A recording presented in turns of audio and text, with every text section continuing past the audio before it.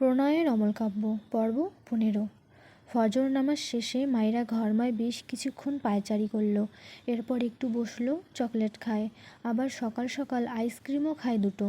কেশেও নিল একটু, তবে ইচ্ছেকে দমালো না, ঝটপট মন দিয়ে খায় সব। রাতের আধার মিলিয়ে আলো ফুটতে শুরু করেছে। মায়েরা ব্যালকনিতে গিয়ে বসে। সকালের এই আবহাওয়া ভীষণ পছন্দ মাইরার। অনেকক্ষণ চুপচাপ বসে থাকলো। মায়ের কথা মনে পড়ল।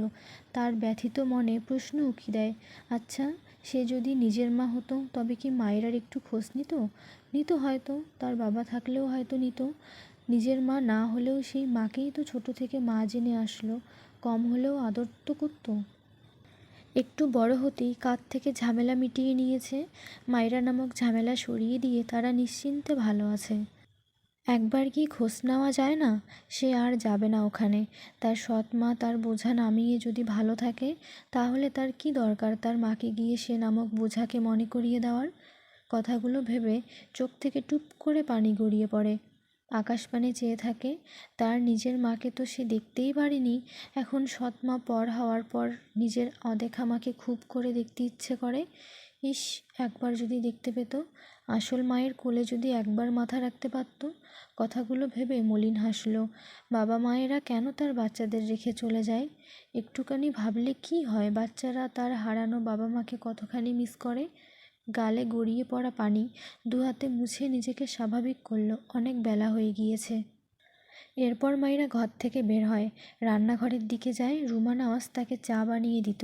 সেই থেকে একটা বদ অভ্যাস হয়েছে, সকাল সকাল 1 কাপ চা তার ভীষণ প্রয়োজন হয়। একা একাই চা বানিয়ে নিল বেশ অনেকটা, মোটা 4টে কাপে ঢালে চা। এরপর একটা ট্রেতে 2টো কাপ নিয়ে ইরফানের বাবার ঘরের দিকে যায়। প্রথমে রুমা নওয়াজকে পেয়ে মায়েরা 1 কাপ তার দিকে বাড়িয়ে দেয়। ভদ্রমহিলা অবাক হয়, সে তো চা বসাতেই যাচ্ছিল। মায়েরা হেসে বলে, নিন মা, খেয়ে বলুন তো কেমন হয়েছে। রুমা নওয়াজ কিছু বলল না, নীরবে চায়ের কাপ নিল মায়েরার থেকে। মায়েরা মুখ ফুলিয়ে মনে মনে বিড়বিড় করে, 2 মা ছেলে হয়তো জন্ম থেকে নিম পাতা খেতে খেতে এমন হয়ে গিয়েছে। যেদিন থেকে এসেছে কোনো দিন ভুল করেও মা ছেলের কাউকে একটু হাসতে দেখল না। মায়েরা এগিয়ে গিয়ে তারেক নওয়াজকে চায়ের কাপ এগিয়ে দেয়। তারেক নওয়াজ মায়েরার হাত থেকে চায়ের কাপ নিয়ে ডান হাতে রাখে, বাঁ হাতে মায়েরার হাত ধরে তার পাশে বসিয়ে মৃদু হেসে বলে, আমার মেয়ে চা করলো নাকি বৌমা? মায়েরা লজ্জা পায়। সবাই শুধু ইরফানকে নিয়ে লজ্জা দেয়। আগে লজ্জা লাগতো না, তবে এখন কেন যেন ভীষণ লজ্জা পায় মেয়েটা। তারেক নওয়াজ চায়ের কাপে একবার চুমুক দেয়।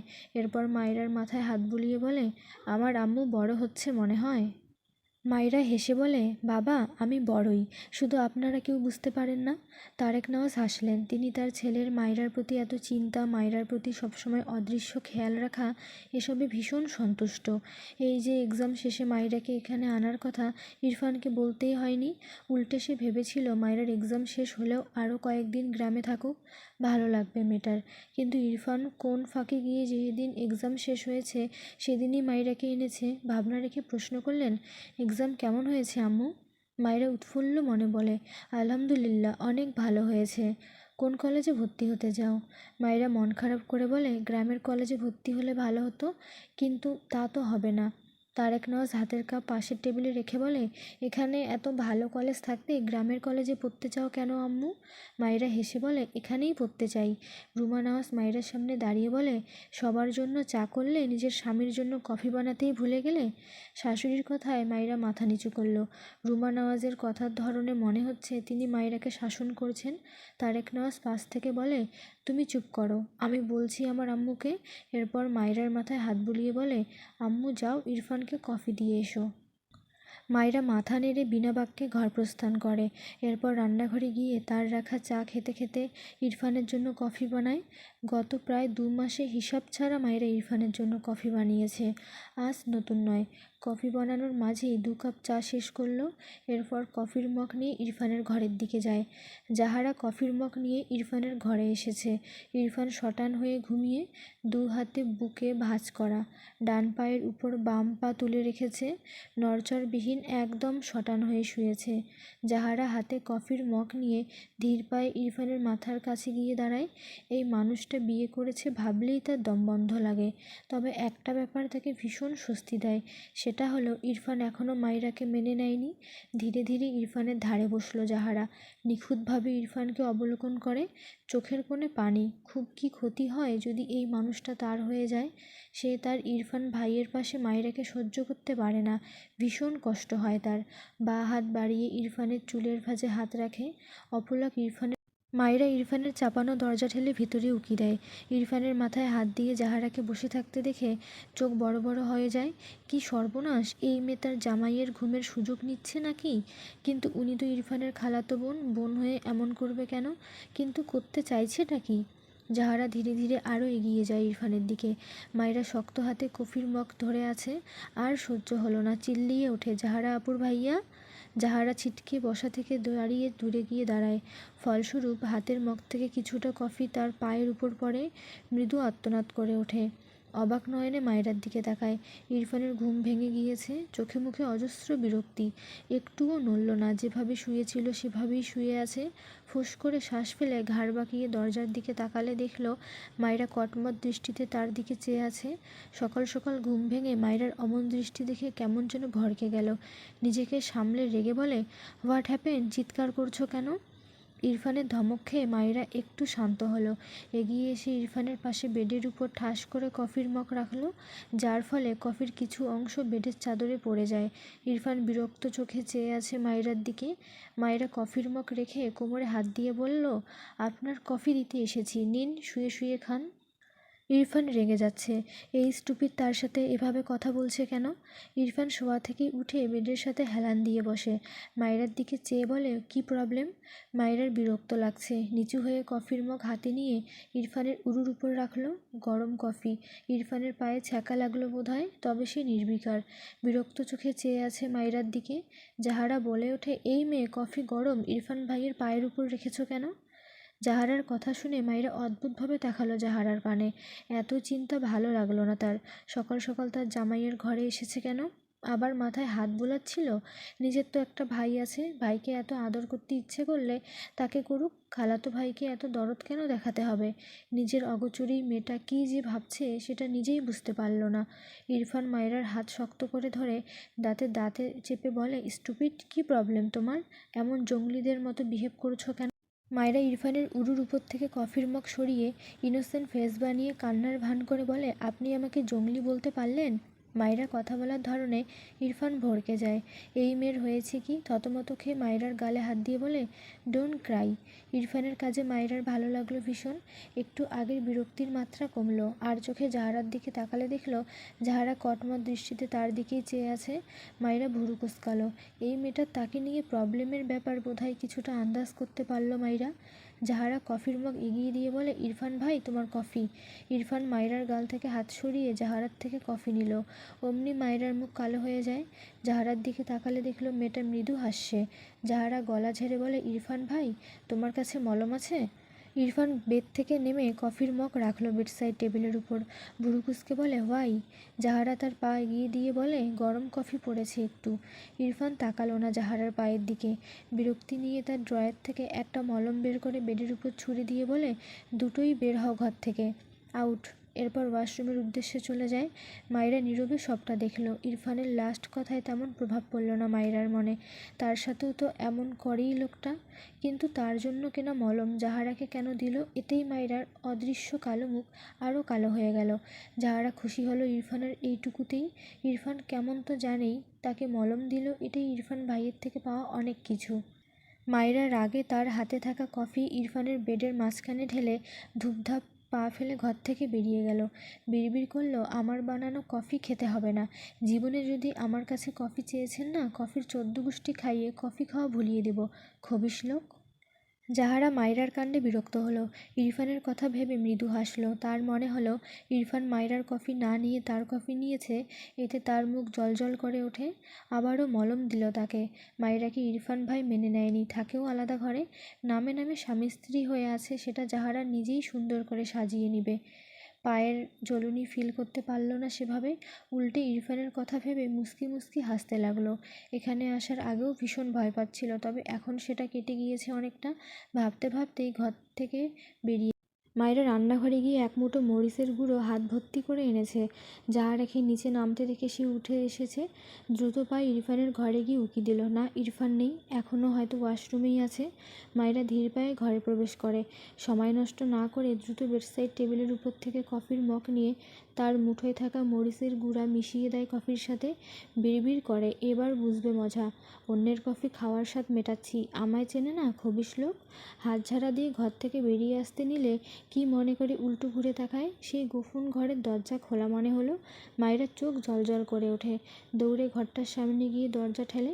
একটু খুলেই আবারও সামনের দিকে এসে বন্ধ হয়ে যায়। মায়েরা ভুরু কুঁচকে তাকায়। কী হলো? দরজার হাতলে পুরুষালী হাত চোখে পড়লে মায়েরার চোখ বড় বড় করে তাকায়। ইরফান তো ওয়াশরুমে ছিল, বের হলো কখন? ইরফান ডোর লক করে দিয়ে মায়েরার পিঠ ঘেঁষে দাঁড়ায়। গলায় নামিয়ে বলে, কি করেছিলে এখানে? মায়েরা আমতা আমতা করে, কি বলবে বুঝতে পারছে না। কি আছে এই ঘরে, সে দেখলে কি হবে? মায়েরা মিনমিন করে বলে, আমি। ইরফান মায়েরার গলার সুর মিলিয়ে বলে, তুমি? মায়েরা ঢোক গিলে। ইরফান একদম তাকে ঘেঁষে দাঁড়িয়ে থাকায় মায়েরার কেমন হাঁসফাঁস লাগে। গরম লাগছে তার। মিনমিন করে বলে, সরুন, আমার গরম লাগছে। ইরফান মায়েরার কথাটা শুনে আর একটু চেপে দাঁড়ায় মায়েরার সাথে। মায়েরা ছটফটিয়ে ওঠে। উল্টো ঘুরে কোনো রকমে ঠেলে ঠুলে এ তো আরেক জ্বালা। ইরফান আরও তার দিকে চেপে দাঁড়ায়। মায়েরা ইরফানকে ঠেলে সরাতে চায়, আমতা আমতা করে বলে, সরুন তো। ইরফান মায়েরার মুখপানে চেয়ে আছে।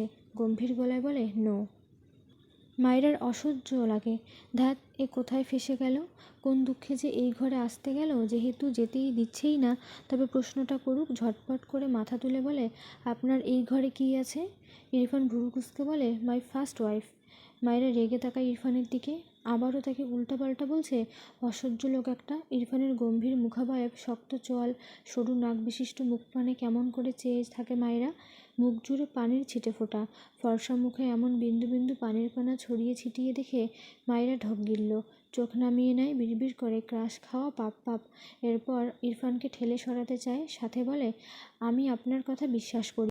ইরফান ডান হাতের বুড়ো আঙুলের সাহায্যে চাপদাড়িতে ঘষে বার কয়েক। মায়েরার নত মুখের দিকে তাকিয়ে মৃদুস্বরে বলে, ইউর উইশ। মায়েরা আবারও মাথা তুলে রেগে বলে, আপনি মিথ্যুক। ইরফান ডান হাতে মায়েরার ওড়না টেনে বিরক্তি কণ্ঠে বলে, স্টুপিড। মায়েরার চোখ বড় বড় করে, কি করছেন আমার ওড়না? ইরফান বিরক্তি চোখে মায়েরার দিকে চেয়ে ওড়নার কোনা দিয়ে মুখ মুছল। মায়েরা বোকা চোখে চেয়ে থাকে ইরফানের দিকে। হঠাৎই ইরফানের হাত থেকে ওড়না টেনে নিয়ে বলে, আমার ওড়না আপনার তোয়ালে মনে হচ্ছে? ইরফান মহা বিরক্ত হয়। এই স্টুপিড থাপ্পড় ছাড়া আর কিছুরই যোগ্য না। রেগে মায়েরার ওড়না টেনে পুরোটাই খুলে ফেলে। মায়েরা চেঁচিয়ে ওঠে, ইরফানের দিকে নিজেই সিটিয়ে দাঁড়ায়। ভীষণ লজ্জা পায়, বিড়বিড় করে, খবিশ লোক। ইরফান ডান হাতে মায়েরার ওড়না পেঁচিয়ে নেয়। এরপর চোখ নামিয়ে তাকালো। মায়েরা ইরফানের বুক সমান। মেয়েটা ইরফানের সাথেই লেগে মাথা নিচু করে দাঁড়িয়ে আছে। ইরফান সামান্য ঠোঁট বাঁকায়, বিড়বিড় করে, লিটল গার্ল। মায়েরা মাথা তুলে ইরফানের দিকে তাকিয়ে বলে, আমার ওড়না দিন। ইরফান তীক্ষ্ণ চোখে চেয়ে গম্ভীর গলায় বলে, আমায় ডিস্টার্ব করেছিলে কেন? মায়েরা বুঝলো না সে কখন ডিস্টার্ব করলো। ডিস্টার্ব তো এই লোকটাই তাকে করছে। তার ওড়না নিয়ে টানাটানি করছে। এমনিতেই তার কফি না নিয়ে ওই মেয়ের কফি নেওয়ায় মায়েরার বিরক্ত লাগছে সব কিছু। তবুও নিজের ওড়না ফিরে পেতে মিনমিন করে বলে, আর করব না। ইরফান মায়েরার দিকে কিছু সময় চেয়ে থাকে। এরপর নিজেই মায়েরার মাথাসহ ওড়না দিয়ে ঢেকে দেয়। মায়েরা স্বস্তির নিঃশ্বাস ফেলে। ইরফান মায়েরার থেকে সরে দাঁড়ায়, এগিয়ে গিয়ে কফির মগ হাতে তুলে নেয়। মায়েরা ছাড়া পেয়ে তার পিছনে থাকা দরজায় আরেকবার ঠেলে। না, খুলতে পারল না। তার অসীম কৌতূহল, এই ঘরে কী আছে তাকে দেখতেই হবে। মেয়েটা ভুলেই গিয়েছে কফিতে মরিচের গুঁড়া মিশিয়ে কেলেঙ্কারি করে রেখেছে। এর জন্য আগে তার পালানো দরকার। ইরফান মায়েরার দিকে চেয়ে কফির মগে এক চুমুক দেয়, কিন্তু কফি আর গিলতে পারে না। মুখ থেকে কফি ছুঁড়ে ফেলে মায়েরার দিকে দাঁতে দাঁত চেপে তাকায়। মায়েরা দরজা খুলতে না পেরে পিছু ফিরে ইরফানের দিকে তাকিয়ে অবাক হয়। কী হলো এই লোকের? এইটুকু সময়ে চোখ মুখ এমন লাল হয়ে গেল কেন? দৃষ্টি দেখেও অবাক হলো। হাতে কফির মগ দেখে মায়েরা চোখ বড় বড় করে তাকায়। ইয়া আল্লাহ, সে তো ভুলেই গিয়েছিল মরিচ মেশানোর কথা। মায়েরা ঢোক গেলে ইরফানের থেকে দৃষ্টি সরিয়ে খোলা দরজার দিকে তাকালো। এক সেকেন্ডও সময় নষ্ট না করে দৌড় লাগালো, কিন্তু যেতে পারল না বেশি দূর। ইরফান বড় বড় পা ফেলে মায়েরাকে টেনে তার সাথে চেপে ধরে। মায়েরার কান্না পায়। এই লোক এখন তাকে কি করবে? ইরফান দাঁতে দাঁত পিষে বলে, কি মিশিয়েছ? মায়েরা মোছড়ামুছড়ি করতে করতে বলে, আমি কেন মেশাবো? আমার কফি আপনি নিয়েছেন? এটা তো জাহারা আপু বানিয়েছে। ইরফান হাতের কফির মগ ঠাস করে পাশের টেবিলে রাখে। মায়রার চোখ খিচে নেয়। ইরফান দু হাতে মায়রার পিঠ শক্ত করে ধরে রাগান্বিত স্বরে বলে, বান্দরামিটা তো তুমি করেছো। মায়রা মাথা তুলে রেগে বলে, হ্যাঁ হ্যাঁ, এখন তো আমি ছাড়া দুনিয়ার সবাই ভালো, শুধু আমিই বাদর। আমি স্টুপিড আর সব মেয়েরা ফেরেস্তা। ইরফান ভুরু কুঁচকে মায়রার দিকে চেয়ে আছে, ঠান্ডা গলায় বলে, তুমি বাদরামি ছাড়বে না? মায়রা বিরক্ত হয়ে বলে, ছাড়বো না, হয়েছে? জাহারা আপুকে বলছি আপনাকে কফির ড্রামে করে কফি দিয়ে যাক, এরপর বসে বসে শুধু তার হাতের কফি খেতে থাকেন। ইরফান ধমকে বলে, শাট আপ, বাজে বকলে থাপ্পড় দিয়ে সব দাঁত ফেলবো। মায়েরা ধমক খেয়ে কেঁপে ওঠে। ইরফানের জিহ্বা দিয়ে ধোঁয়া বের হচ্ছে যেন। এই স্টুপিড কি মিশিয়েছে কে জানে, সে তো ঝাল খেতে পারে না, স্বাভাবিকের চেয়েও ঝাল কম খায়। দাঁতে দাঁত চেপে মায়েরার দিকে চেয়ে ভাবছে একে কি করবে। মাথাটা পুরো ধরিয়ে দেয় এই বাচ্চা। মায়েরা ইরফানের কোনো সাড়া না পেয়ে মাথা তুলে তাকালে দেখল ইরফান শক্ত চোখে তার দিকেই চেয়ে আছে। চোখ দুটোও লাল। বেশি মরিচ মিশিয়েছে নাকি? নিজে নিজেই ভাবে, আবার ভাবে ঠিক হয়েছে। তার কফি অ্যাভয়েড করে অন্যেরটা খেতে গেলে এমনই ঝাঁজ লাগবে। নিজেই নিজের মুখ বাঁকায়। ইরফান মায়েরাকে ছেড়ে ডান দিকে ঘাড় বাঁকিয়ে মুখ গোল করে ফোঁস করে শ্বাস ফেলল। মায়েরা ছাড়া পেয়ে আবারও দৌড় দিতে চায়। তার আগে ইরফান মায়েরাকে টেনে তার সামনে নিয়ে আসে। মায়েরা কাঁদো কাঁদো মুখ করে তাকায় ইরফানের দিকে। সে সবসময় শুধু ধরা পড়ে যায়। ইরফান মায়েরার গালে হাত দিয়ে বলে, ঝাল কমিয়ে দিয়ে যাও। মায়েরা বোকা চোখে ইরফানের দিকে তাকালো। তার খারাপ লাগলো এখন। চোখগুলো কেমন লাল হয়ে আছে। ওই ঝালের কারণে এটাও বুঝলো। ভাবলো চিনি এনে দেবে। আপনি 2 মিনিট দাঁড়ান, আমি চিনি আনছি। কথাটা বলে মায়েরা যেতে নিলে ইরফান বাঁ হাতে মায়েরাকে টেনে ধরে বলে, I want to it chocolate. কথাটা শুনে মায়েরার কাল রাতের কথা মনে পড়ে। ঢোক গিলল। আমতা আমতা করে বলে, আমার কাছে চকলেট নেই। ইরফান মায়েরার দিকে এক পা এগিয়ে বলে, আছে। মায়েরা ভুরু কুঁচকে তার 2 হাত তুলে ইরফানকে দেখিয়ে বলে, এই দেখুন নেই। ইরফান মায়েরাকে তার হাতে আঁকড়ে ধরে। ডান হাতের বুড়ো আঙ্গুল মায়েরার ঠোঁটের উপর রেখে শীতল কণ্ঠে বলে, this is a very tasty chocolate. মায়েরা ইরফানের কথার মর্মত্ব বুঝতে পেরে ভেতর সত্ত্বা কেঁপে ওঠে। চোখ নামিয়ে আমতা আমতা করে কিছু বলতে চায়। তার আগে ইরফান মায়েরার ঠোঁটজোড়ায় নিজের ঠোঁটজোড়া রাখে। মায়েরা তার শিরশিরানি শরীর ছেড়ে দেয়। ইরফান আগলে নেয়। তখনই শুদ্ধ গান গাইতে গাইতে ইরফানের ঘরের দিকে আসে। থেমে থেমে ডেকে ওঠে, এই ইরফান, কই রে তুই? শুদ্ধ গলা পেয়ে মায়েরা ইরফানকে 2 হাতে ধাক্কা দেয়। ইরফান চরম বিরক্তির নিঃশ্বাস ফেলে। মুখটাও খুলতে পারেনি, ছেড়ে দেয় মায়েরাকে। মায়েরা ছাড়া পেয়ে লজ্জায় কোনো দিকে তাকাতে পারে না। কোনো দিকে যাবে, দরজার দিকে দৌড়ে কয়েক পা এগিয়ে গিয়ে শুদ্ধর গলা আরও কাছ থেকে পেয়ে উল্টো ঘুরে দৌড়ে ইরফানের পিছে এসে লুকায়। ইরফানের পিঠের সাথে চেপে দাঁড়িয়ে 2 হাতে ইরফানের টি শার্ট খামচে ধরল। তার হাত পা ছড়িয়ে কাঁদতে ইচ্ছে করেছে লজ্জায়। এদিকে মায়েরা ইরফানের পিছে দাঁড়ানোর পরেই শুদ্ধ ইরফানের ঘরে ঢুকলো। ইরফান বিরক্ত চোখে শুদ্ধর দিকে চেয়ে আছে। শুদ্ধ এগিয়ে এসে বলে, বিয়ে তোর বোনের, আর আসতে হলো আমাকে, এসব কি ভাই? ইরফান কিছু বলল না। শুদ্ধ ইরফানের বিছানায় গিয়ে হাত পা ছেড়ে শুয়ে বাঁ দিকে ঘাড় কাত করে ইরফানের দিকে তাকালে ইরফানের পিছে এক মেয়েকে ইরফানের সাথে লেগে থাকতে দেখে চিংড়ি মাছের মতো লাফ দিয়ে বিছানা থেকে নেমে দাঁড়ায়। চোখ বড় বড় করে বলে, এটা কে? বুকে থুতু দিয়ে বলে, ওহে নারী, তুমি কে গো? তুমি কি জানো না ইরফানের এক বাচ্চা বউ আছে? মায়েরা কি করবে ভেবে পায় না। তাকে দেখে নিয়েছে ভাবতেই কেমন লাগছে। দ্রুত ইরফানের থেকে সরে দাঁড়িয়ে বলে, আমি, সে বুঝলেন। কথাটা বলেই লজ্জানত মাথা নিয়ে এক দৌড়ে ঘর থেকে বেরিয়ে যায় মায়েরা। শুদ্ধ বোকা চোখে মায়েরার প্রস্থান দেখল। কি হলো? ইরফানের পিছনে লুকিয়ে ছিল কেন? আর এখন এভাবে দৌড়টাই বা দিল কেন? ইরফানের সামনে দাঁড়িয়ে ভুরু কুঁচকে বলে, তোর বউ এভাবে দৌড়ে পালালো কেন? ইরফান বিরক্তি কণ্ঠে বলে, আই ডোন্ট নো। শুদ্ধ ইরফানের দিকে শিকারী দৃষ্টি নিক্ষেপ করে বলে, আমার মন বলছে তুই সবই জানিস। ইরফান কার্ভারের দিকে এগিয়ে গিয়ে বলে, বের হয় এখান থেকে, আমি আসি। শুদ্ধ মিটিমিটি হেসে বলে, মনে হচ্ছে বাচ্চা বউয়ের সাথে সামথিং সামথিং। এদিকে আমি যে তোর জন্য সিনিয়র বউ ঠিক করলাম, তার কি হবে? ইরফান রেগে তাকায় শুদ্ধর দিকে। শুদ্ধ ভয় পাওয়ার ভান করে বলে, আরে এক চিমটি সত্যি বলছি, মিথ্যা বলছি না। তার বয়স 30+। তোর তো বাচ্চা বউ পছন্দ নয়, তাই বড় মেয়ে দেখেই ঠিক করেছি।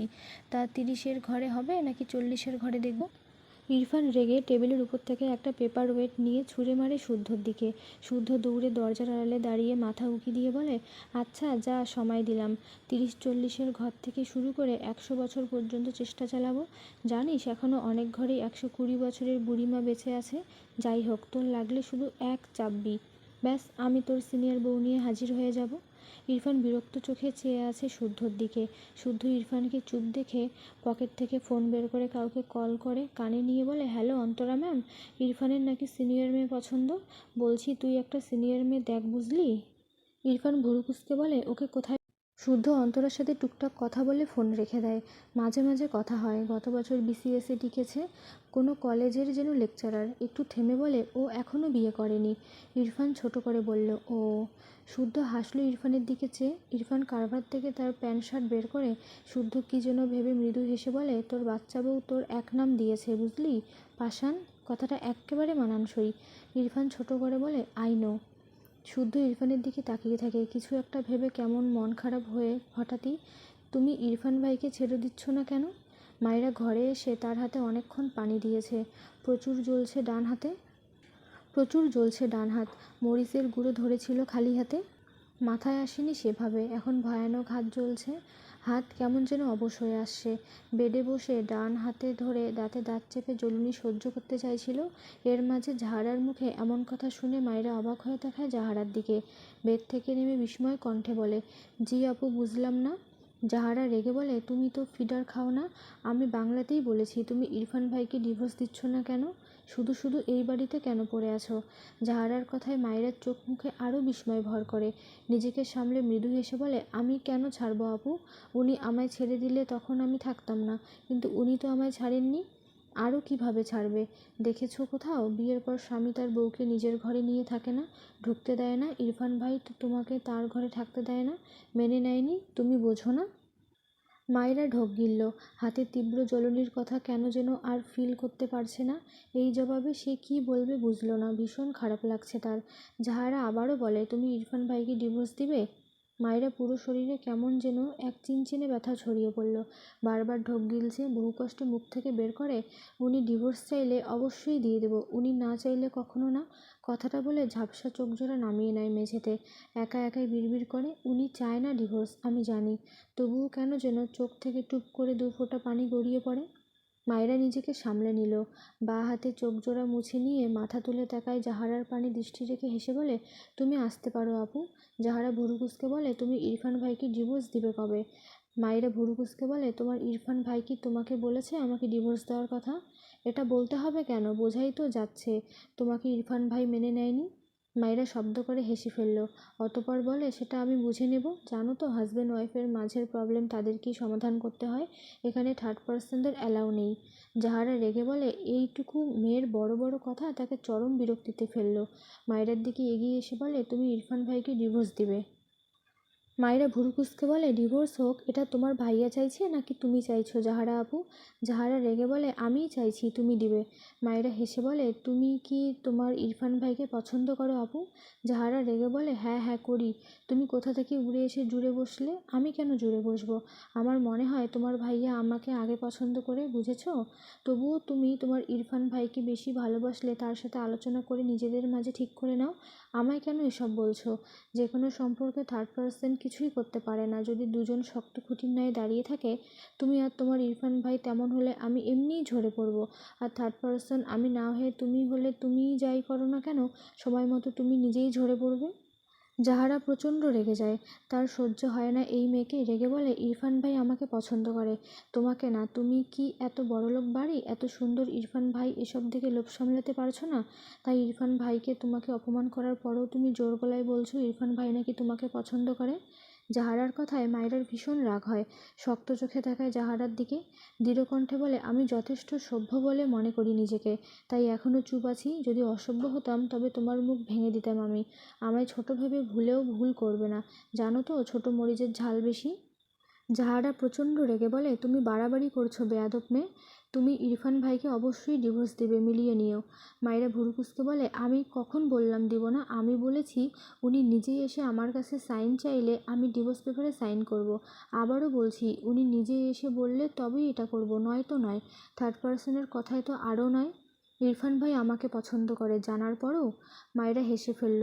জাহারার হাত ধরে বলে, তোমার ইরফান ভাই তোমার জন্য কি কি করেছে আর আমার জন্য কি কি করেছে এসব পাশাপাশি রাখলে বুঝতে পারবে উনি তার বউ আর আমাকে নিয়ে কতটা ভাবে আর তোমাকে নিয়ে কতটা ভাবে। তুমি কি শুনতে চাও মাত্র এই 2 মাসে তোমার ইরফান ভাই আমার জন্য কি করেছে? আমি শিওর তুমি তার খালাতো বোন হওয়ার পরও এত বছরও এর 10%ও তোমার জন্য করেনি। যাহারা অবাক হয়ে তাকিয়ে থাকে মায়রার দিকে, ঢোক গিলে অতঃপর রেগে বলে, এত অহংকার করছো কি নিয়ে? মায়েরা হেসে বলে, তোমার ইরফান ভাইকে নিয়ে। উনি ভীষণ ভালো মানুষ, তবে খুব চাপা। ভুলেও ভাববে না চাপা স্বভাবের বলে তোমাকে পছন্দ করে। তিনি এতটাও চাপা নয় যে কোনো কাজ করার আগে ছদ্মবেশ ধারণ করে। তোমার বয়স কত? এত কথা কে শিখিয়ে দিয়েছে? মায়েরা মাথা নিচু করে নেয়, মুখটা মলিন হয়, বিড়বিড় করে, যাদের বাবা মা থাকে না তারা খুব অল্প বয়সেই বড় হয়ে যায়। অতঃপর জাহারার দিকে তাকিয়ে বলে, যতটা ছোট ভাবো আমায় ততটা না, একটু একটু বড়ই আছি, শুধু সবসময় কাজে লাগে না। তুমি এবার আসতে পারো আপু। তুমি আমাকে তাড়িয়ে দিচ্ছ? তাড়িয়ে দেবো কেন আপু? তুমি এই টপিক ছাড়া কথা বললে বসতে পারো, কিন্তু আমার মনে হচ্ছে তুমি এই টপিক ছাড়া আর কোনো কথা বলবে না, তাই যেতে বলেছি। জাহারার আর সহ্য হয় না। এই মেয়েকে চোখ বড় বড় করে রেগে বলে, তুই ইরফান ভাইকে ছেড়ে দিবি, ভালোবাসলাম আমি, তুই কোথা থেকে উড়ে আসলি রে? তুই বলায় মাইরা যেমন অবাক হলো তেমনি অবাক হলো জাহারার চোখ থেকে গড়িয়ে পড়া পানি দেখে। তার খারাপ লাগলো জাহারার জন্য। মেয়েটা হয়তো ইরফানকে খুব করে চায়, কিন্তু এখানে তার কি করার আছে? মৃদু হেসে বলল, আপু তুমি তোমার ইরফান ভাইয়ের সাথে এটা নিয়ে আলোচনা করো। আমি তো নিষেধ করছি না, তোমাদের মাঝে ঠিক থাকলে আমি চলে যাব। আমি ডিভোর্স পেপার আনবো, তুই সাইন করে দিবি ব্যাস। মায়েরা বিরক্তি কণ্ঠে বলে, আমি তো বলেছি আমি থার্ড পার্সনের কথা, এটাকে ডিভোর্স তো দূর, ছেড়ে দেওয়ার কথা মুখেও আনবো না। কথাটা বলার সাথে সাথেই যাহারা মায়েরার ডান গেলে সপাটে এক চড় মেরে দেয়। মায়েরা বুঝতেই পারেনি এমন কিছু হবে, ফলস্বরূপ মায়েরা একদম উল্টে পড়ে। মায়েরার মনে হলো যাহারা বহুদিনের জমানো ঝাল তাকে মিটিয়ে দিতেই এত জোরে মারল। মাথা ভন ভন করছে তার। মাথার পিছনে খাটের কোণা দিয়ে ধাক্কা খেয়ে সামনে থাকা বেডসাইড টেবিলের কোণা দিয়ে কপালে ধাক্কা খায়। মায়েরার চোখ থেকে টুপটুপ করে পানি গড়িয়ে পড়ে, তবুও নিজেকে সামলে শক্ত কিছু বলতে চায় জাহারাকে। তার আগেই জাহারা রেগে দাঁত খিঁচে বলে, আসিস তো এইবারের আশ্রিতা হয়ে, তার এত দেমাগ আসে কোথা থেকে? দেমাগ কমিয়ে দিতে আমি জানি, শুধু দেখ কি করি। কথাটা বলে জাহারা হনহন করে বেরিয়ে যায় ঘর থেকে। মায়েরা স্তব্ধ চোখে জাহারার প্রস্থান দেখল। বিড়বিড় করলো, আশ্রিতা? এমন তিক্ত কথা এই জীবনে শুনেছে বলে তো তার মনে পড়ে না। ভীষণ কান্না পায়, শব্দহীন কান্না মেয়েটা। দরজার আড়ালে রিতা দাঁড়িয়ে, পুরোটা দেখলো। মায়েরার জন্য ভীষণ খারাপ লাগলো। জাহারা যেতেই রিতা দৌড়ে ঘরের ভেতর আসে। মায়েরাকে এখনও মেঝেতে পড়ে থাকতে দেখে হাঁটু মুড়ে বসে মায়েরাকে ধরে বলে, মায়েরা এসো, উঠো। রিতাকে দেখে মায়েরা কান্না থামাতে চায়, তবে পারছে না। না চাইতেও চোখ থেকে টুপটুপ করে পানি গাল বেয়ে পড়ে। রিতা মায়েরাকে ধরে ধরে উঠিয়ে বিছানায় বসায়। মায়েরার কপালের ডান পাশে ফুলে গিয়েছে, ফর্সা গাল মুহূর্তেই কেমন লাল হয়ে গিয়েছে। মায়েরা কান্নাগুলো গিলে নেয়, বহু কষ্টে নিজেকে সামলে ঠোঁটের কোণে জোরপূর্বক একটা ছোট্ট হাসি টেনে রিতাকে বলে, কিছু বলবে আপু? রিতা অসহায় চোখে মায়েরার দিকে চেয়ে আছে। কি বলবে বুঝলো না, মন খারাপ করে বলে, জাহারা আপা তোমায় মারলো? আমার খুব খারাপ লাগছে। মায়েরা চোখের পানি মুছে বলে, প্রবলেম নেই, আমার চেয়ে তো বড় বড় বোন হয়ে মেরেছে, না হয় কাউকে বলো না কেমন? রিতা অবাক হয়ে বলে, তুমি নিষেধ করছো কেন মায়েরা? তোমাকে কারণ ছাড়া কত কথা শোনালো, আবার মারলো। মায়েরা কানে বাজে আশ্রিতা শব্দটা, মাথা নিচু করে বলে, বাদ দাও এসব, ইনায়া আপুর বিয়ে আর একদিন পর, এসব বললে ঝামেলা হবে। রিতা কিছু বলল না। মায়েরা বিছানার এক কোণায় গিয়ে বাম কাত হয়ে শুয়ে পড়ল। মায়েরা আর কিছু না বলায় চুপচাপ রিতা বেরিয়ে গেল ঘর থেকে। মায়েরা ফুঁপিয়ে কাঁদে। এভাবে তার সৎ বাবা তাকে কথা শোনাতো, তবে তার সৎ মা তাকে বাঁচিয়ে নিত। মায়ের কথা আবারও মনে পড়ল। বিড়বিড় করে ডাকে, মা। ইরফান শুদ্ধ বেরিয়ে যাচ্ছিল। ইরফান মায়রার ঘর পাস করার সময় বাঁ দিকে একবার ঘাড় ঘুরায়। মায়রাকে উল্টো হয়ে শুয়ে থাকতে দেখে ভুরু কুঁচকে নেয়। শুদ্ধ সামনে এগিয়ে গিয়েছে। ইরফান মোড় ঘুরিয়ে মায়রার ঘরের দিকে যায়। শুদ্ধ পিছু ফিরে দেখল ইরফানের কাণ্ড। হেসে বলে, কিরে ভাই, শুধু বাচ্চা বউয়ের কথা ভাবলেই হবে? সিনিয়রদের কথাও একটু ভাব। আফটার অল তোর আর বাবার বাচ্চা বউ নয়, সিনিয়রই বউ পছন্দ। ইরফান বিরক্ত হলো শুদ্ধর কথা। চুপচাপ মায়রার ঘরে গেল। মায়রা কাঁদতে কাঁদতে ঘুমিয়ে গিয়েছে। ইরফান ভুরু কুঁচকালো, এই বাদর মেয়ে অসময়ে ঘুমাচ্ছে কেন? অপর পাশে গিয়ে মায়রার দিকে একটু ঝুঁকলো। সর্বপ্রথম মায়রার ডান গালটাই চোখে পড়ে, যে ফর্সা গালে 5 আঙ্গুলের ছাপ স্পষ্ট। ইরফান ভুরু কুঁচকালো, মনে করার চেষ্টা করলো সে কি মেরেছিল নাকি। না, সে কেন মারবে একে? রেগেছিল, তবে মারেনি তো। তাহলে গালের এই দাগ কিসের? কপালের দিকে নজর করলে আবারও অবাক হয়, কেমন করে ফুলে উঠে জায়গাটা উঁচু হয়ে আছে। ইরফান বেডের উপর বাম পা ভাঁজ করে মায়রার পাশে বসে। হাত বাড়িয়ে মায়রার গাল ছুঁয়ে দেখে, কপালে হাত ছোঁয়ায়, চোখ মুখ ভীষণ কাঠিন্য। মায়রার হালকা একটু চোখ লেগেছিল, ইরফানের এতটুকু ছোঁয়াতেই মেয়েটার ঘুম ভেঙে যায়। পিটপিট করে চোখ খুলে সামনে ইরফানকে দেখে অবাক হয়। অভিমানে মুহূর্তেই চোখ জোড়ায় পানি জমে। উল্টো ঘুরতে নিলে ইরফান মায়রার বাঁ হাতের বাহু ধরে আটকে দেয়। গলা নামিয়ে নরম গলায় বলে, এসব কিভাবে হয়েছে? মায়রা কথা বলে না, চোখ বুজে নিয়েছে। ইরফান মায়রার গালে হাত দিয়ে কিছুটা শক্ত কণ্ঠে বলে, কে মেরেছে? কথাটা শুনেই মায়রা তড়াক করে চোখ মেলে তাকায়। কিভাবে বুঝলো মারার কথা? ডান গালে হাত দিল সাথে সাথে। ইরফান তার মুখ বরাবর। মায়রা জিভ দিয়ে ঠোঁট ভেজায়, আমতা আমতা করে বলে, কেউ না, পড়ে গিয়ে ব্যথা পেয়েছি। ইরফান মায়রার হাত মায়রার গাল থেকে জোর করে ছাড়িয়ে নিয়ে গালের দিকে তাকায়, বোঝাই যাচ্ছে থাপ্পড়ের দাগ। মুহূর্তেই মুখাবয়বে ক্রোধ জমা হয়। শক্ত কণ্ঠে বলে, যা জিজ্ঞেস করেছি অ্যান্সার করো ভালোভাবে। মায়রা ভয় পায়। এই লোকটার যা রাগ, কী করবে কে জানে। মাথা ডান দিকে কাত করে বলে, আপনি যান, আমি ঘুমাবো। ইরফান ঝট করে মায়রাকে টেনে শোয়া থেকে বসায়। রেগে শক্ত কণ্ঠে বলে, একদম মিথ্যা বলবে না স্টুপিড, বলো কে মেরেছে। মায়রা ঢোক গিলে, সে জীবনেও বলবে না, পাগল নাকি? জেনে শুনে সাপের লেজে কেউ পা দেয়? পুরো বাড়িতে ঝামেলা হবে তার জন্য। মায়রা ইরফানের হাত সরিয়ে বলে, আপনি যান তো, আমি ঘুমাবো। ইরফান আরও রেগে যায়। মায়রার গাল চেপে বলে, লাস্ট বার জিজ্ঞেস করছি, কে মেরেছে? মায়রা কথা বলে না। ইরফানের রাগে মাথা ফেটে যাচ্ছে। দাঁতে দাঁত পিষে বলে, স্টুপিড, বল কে হাত দিয়েছে তোর গায়ে? Answer me damn it. Maira কেঁপে ওঠে, এলোমেলো দৃষ্টি ফেলে বলে, আমি পড়ে গিয়ে। ইরফান শেষ করতে দেয় না মায়রাকে। মায়রার মুখ বরাবর তার মুখ নিয়ে ক্রোধযুক্ত চোখে চেয়ে বলে, আর একটা মিথ্যা কথা বলবি তো আছর খাবি। কে মেরেছে বল? মায়রা মিনমিন করে বলে, কেউ না। ইরফান রেগে মায়রাকে ধাক্কা দেয়। মায়রা বিছানায় চিৎপটাং হয়ে পড়ে যায়। ইরফান এপাশ ওপাশ পায়চারি করে হঠাৎই বেডের কোনায় একটা লাথি বসায়। চিৎকার করে বলে, ওকে ফাইন, তোকে বলতে হবে না, আমি নিজেই খুঁজে নিচ্ছি। কথাটা বলেই ঘর থেকে বেরোলে দরজার কাছে রিতাকে পেয়ে যায়। ইরফান শক্ত কণ্ঠে বলে, রিতা, ওর এ অবস্থা কে করেছে? রিতা ঢোক গিলে। মায়রা যে বলতে নিষেধ করলো। মায়রা দ্রুত বিছানা থেকে নেমে এসে ইরফানের পিছন থেকে বলে, আপু তুমি যাও। ইরফান পিছু ফিরে মায়রার দিকে জ্বলন্ত চোখে তাকায়। মায়রা ঢোক গিলল ইরফানের দৃষ্টিতে। ইরফান রিতাকে উদ্দেশ্য করে বলে, রিতা আমাকে সব বলবে রাইট নাও, না হলে এক পা পড়বে না এখান থেকে। মায়রা ইরফানকে পাশ করে ঠেলে রিতাকে সরিয়ে দিতে চায়, কান্নামাখা গলায় কিছু বলতে চায়। তার আগেই ইরফান মায়রাকে টেনে মায়রার পিঠ তার মুখে লাগিয়ে বাঁ হাতে মায়রার মুখ চেপে ধরে।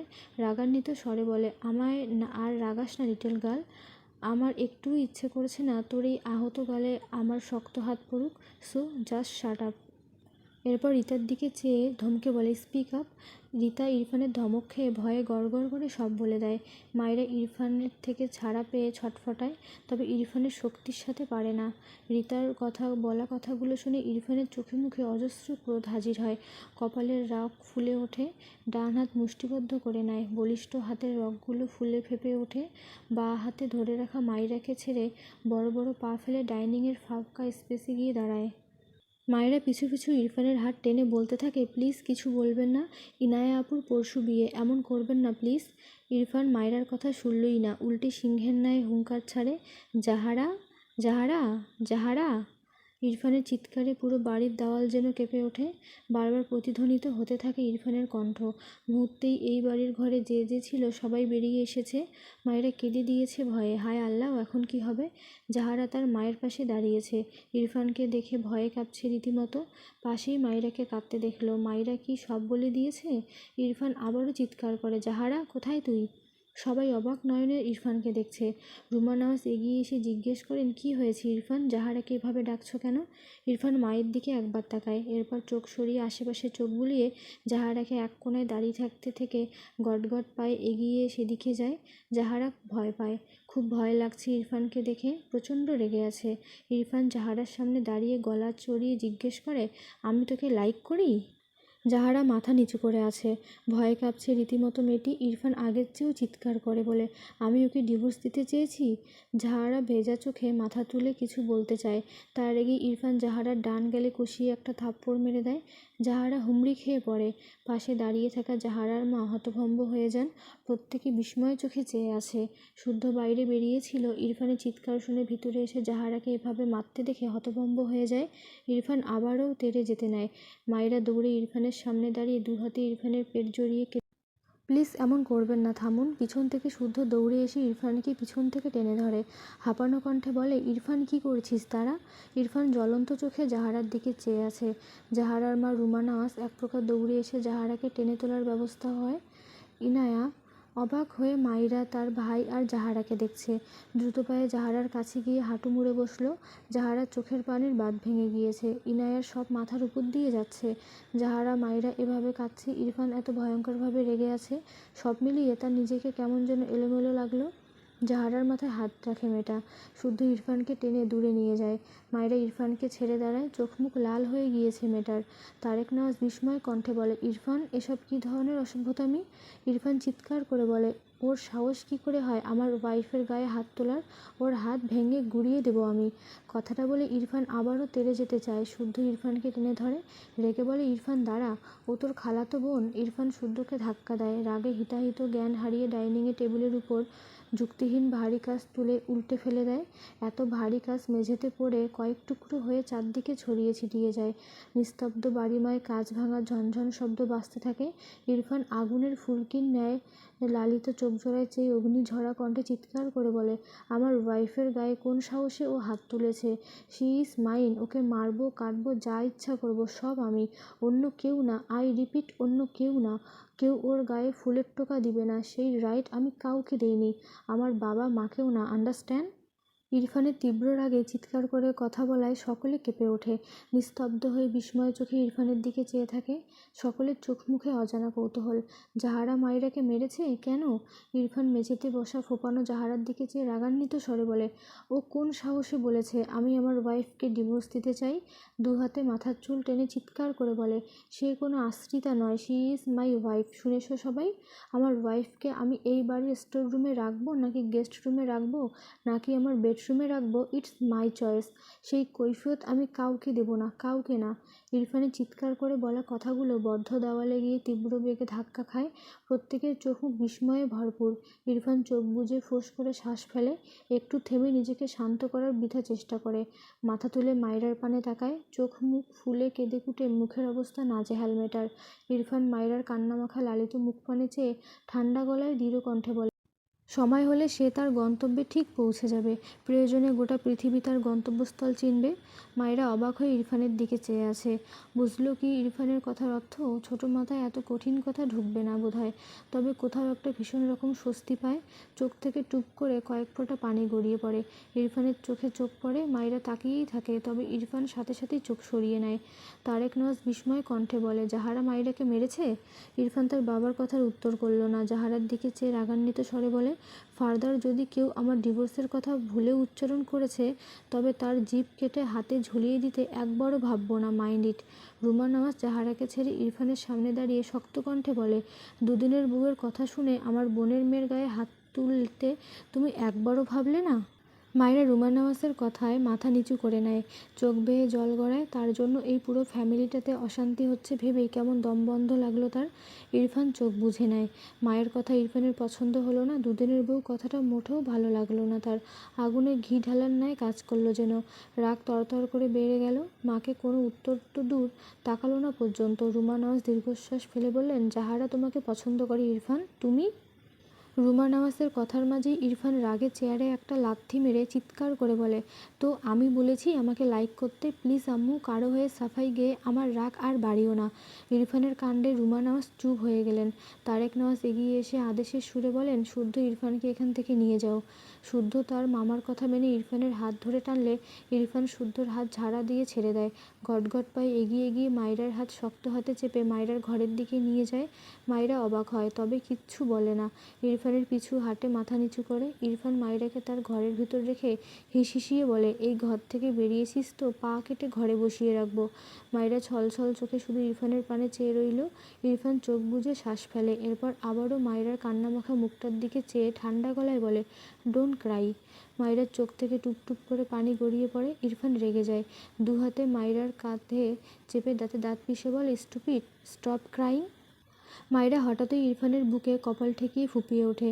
দু হাতে ইরফানের বুকের কাছের শার্ট মুঠো করে আঁকড়ে ধরে ফুঁপিয়ে কাঁদে। ইরফান স্তম্ভিত হয়ে যায়। মায়েরার কাঁধ থেকে হাত ধীরে ধীরে সরিয়ে নেয় শুকনো ঢোক গিলে। মায়েরা ওভাবেই ফুঁপিয়ে কতক্ষণ যে কাঁদলো, কেন কাঁদলো জানে না। কেঁদে কেটে ইরফানের সাদা শার্ট পুরো ভিজিয়ে ফেলে। ইরফান শক্ত হয়ে দাঁড়িয়ে আছে, লম্বা লম্বা শ্বাস টেনে। এক পর্যায়ে মায়েরাকে টেনে তার থেকে সরিয়ে দেয় ইরফান। মায়েরা চোখ বুজে আছে, কান্নার তোড়ে থেকে থেকে কেঁপে উঠছে। ইরফান ডান হাতে মায়রার গালে গড়িয়ে পড়া পানি মুছে দেয়। নরম গলায় বলে, you know I don't like you because you are a little girl. মায়রার রাগ হয়, দু হাতে ইরফানের পেটে ঠেলে ধাক্কা দেয় ফোপাতে ফোপাতে। ইরফানকে তো সরাতে পারলই না, উল্টে মায়রা নিজেই দুপা পিছিয়ে যায়। ইরফান মায়রার হাত দুটোর দিকে চেয়ে আছে, দৃষ্টি ঘুরিয়ে মায়রার নত মুখপানে তাকায়, সামান্য ঠোঁট বাঁকায়, বিড়বিড় করল, লিটিল গার্ল। এরপর বাঁ হাতে মায়রাকে টেনে তার সাথে চেপে ধরে। এরপর সেভাবেই এগিয়ে গিয়ে মায়রার ঘরের ফ্রিজ খুলে বরফ বের করে এরপর মায়রার ডান গালে লাগালে মায়রা কেঁপে ওঠে। কিচ্ছু বলে না, ইরফানের থেকে নিজেকে সরাতে চায়। পছন্দ করে না তাহলে এসব কি? মায়রার খুব রাগ হয় এই লোকটার উপর। পছন্দ করে না বলবে কেন? এতেই তার রাগ আকাশ ছুঁয়েছে। ইরফান কিছু বলল না, মায়রাকে শক্ত করে ধরে বরফ লাগিয়ে দিল। মায়রা তাকায় না ইরফানের দিকে। ইরফান মায়রার গালে তাকিয়েই রইল। এই মেয়ের এইটুকুতেই এমন জখম হয় কেন বুঝে পায় না। মোমের শরীর মনে হয়, কপালে বরফ ঠেকিয়ে রাখলো। মায়রার চোখ থেকে পানি গড়ায়, সে যে কেন কাঁদছে নিজেই বুঝে পায় না। ইরফান বেশ কিছুক্ষণ মায়রার কপাল গায়ে বরফ দিয়ে দিল। এরপর মায়রাকে ছেড়ে মায়রার বাম গাল হাত দিয়ে গম্ভীর গলায় বলে, কাঁদতে নিষেধ করেছি, আপাতত কোথাও দাগ বসানোর মুড নেই, সো স্টপ ক্রাইং। মায়রা তার গাল থেকে ইরফানের হাত সরিয়ে ইরফানের থেকে দূরে সরে দাঁড়ায়। মাথা নিচু করে দু হাতে চোখ মুখ মুছে নেয়। চোখ তুলে তাকায় না ইরফানের দিকে। তার এখন লজ্জা লাগছে। এর আগে যদিও ভান করে ইরফানের বুকে ছিল, সেসব তো স্বাভাবিকই লাগতো, কিন্তু এখন কেন যেন স্বাভাবিক লাগছে না। ইরফান মায়রার দিকে ভুরু কুঁচকে কিছু সময় চেয়ে থাকে, কিছু বলে না, বেরিয়ে যায় ঘর থেকে। যাওয়ার আগে শব্দ করে দরজা আটকাতে ভোলেনি। ড্রয়িং স্পেসে সবাই সেভাবেই দাঁড়িয়ে আছে। ইরফান প্রায় মিনিট 5 সময় পর মায়রার ঘর থেকে বের হয়। ঘরের দরজা খোলাই ছিল, তবে তাদের দেখা যায়নি। সবাই সবার মতো যার যার জায়গায় নিশ্চুপ হয়ে দাঁড়িয়ে আছে। এতক্ষণ কি হয়ে গেল সেই ঘর থেকে বোধহয় কেউই বের হতে পারেনি। জাহারা তার মাকে জড়িয়ে নিঃশব্দে ফোঁপায়।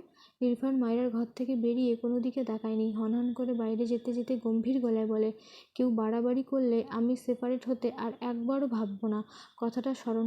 ইরফানের কথায় সবার ধ্যান ভাঙে। রুমানা ছলছল চোখে চেয়ে রইল ছেলের প্রস্থানের দিকে। কথাটা যে তাকে উদ্দেশ্য করে বলা হয়েছে তিনি বুঝেছেন। মায়রাকে এভাবে বলা ঠিক হয়নি তার, তিনি বুঝলেন। কিন্তু জাহারা তো এমন মেয়ে নয়, মায়রাকে মারবে, এখনও তার বিশ্বাসই হচ্ছে না। কিন্তু মাত্রই মায়রার গালে খেয়াল করে বুঝেছে জাহারা সত্যিই মেরেছে মায়রাকে। ইরফান তো অকারণে এত বেশি রাগ করবে না, কিন্তু তার ছেলে তার থেকে দূরে গেলে তিনি মা হিসেবে কি করে থাকবেন? এতদিন চাকরির সূত্রে যেতে হয়েছে, তাই তো রুমানাস যেতে দেয়নি। এখন ঝামেলা হলে চলে গেলে সে কীভাবে মেনে নেবেন?